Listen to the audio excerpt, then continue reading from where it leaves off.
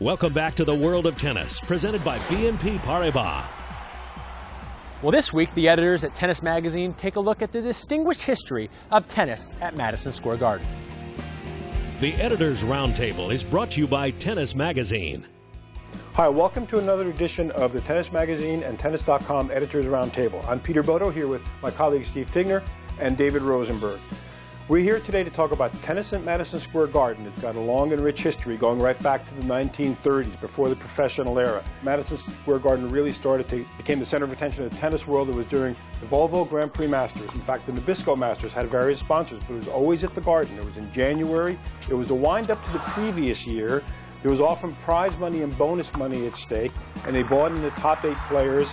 At one point, they had a draw of 16, but basically it was a one-week event at Madison Square Garden in January, had great buzz, and that kind of set the tone in our era for tennis at the Garden. Yeah, I think you guys remember that? I remember watching matches, McEnroe and Ashe, a great match between those two.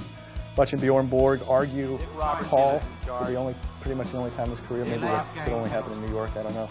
But I feel like that tournament, which is now the Masters Cup, has lost some of its buzz or excitement or importance since it's left New York. I mean, it's still a big money event, but you don't hear it was a bigger deal. I think players really like playing in New York. That's what I remember when the women's championships left there. I remember a lot of them sort of saying that they miss playing in New York City, and I think just the venue itself is so fantastic. I mean, it's one of the few events where you're actually in the center of a major city.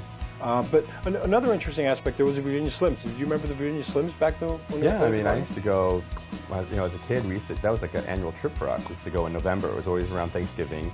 We used to go, and it was fantastic. So what do you think of this upcoming exhibition? Do you like that, Sampras and Agassi, McEnroe and Lendl? I like that lineup. I think I think fans are always happy to see McEnroe in New York. New York is a very self-celebrating town, so I think they're going to like going out there. And of course, Pete and Andre. Now you've got this narrative with Pete and Andre because some of the controversial things that have happened since Andre published his book, in which he was somewhat critical about Pete. No love lost between either of these, Lendl, McEnroe, or Sampras and Agassi, right? Well, that's about it for another edition of the Tennis Magazine Editors Roundtable. Please join us next time, and don't forget, for more information on anything we're talking about, just go to tennis.com. This Editors Roundtable discussion was brought to you by Tennis Magazine.